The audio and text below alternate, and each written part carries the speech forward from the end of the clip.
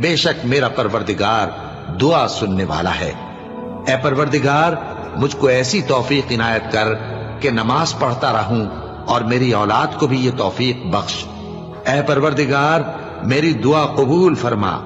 ए परवरदिगार, हिसाब किताब के दिन मेरी और मेरे माँ बाप की और मोमिनों की मगफिरत कीजिए।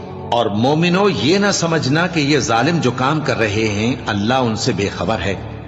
वो इनको उस दिन तक मोहलत दे रहा है जबकि दहशत के सबब आंखें फटी की फटी रह जाएंगी और लोग सर उठाए हुए मैदान क़यामत की तरफ दौड़ रहे होंगे।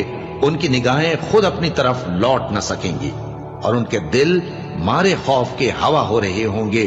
और लोगों को उस दिन से आगाह कर दो जब उन पर अजाब आ जाएगा। तब जालिम लोग कहेंगे कि ऐ हमारे परवरदिगार, हमें थोड़ी सी मोहलत अता कर ताकि हम तेरी दावत तौहीद कबूल करें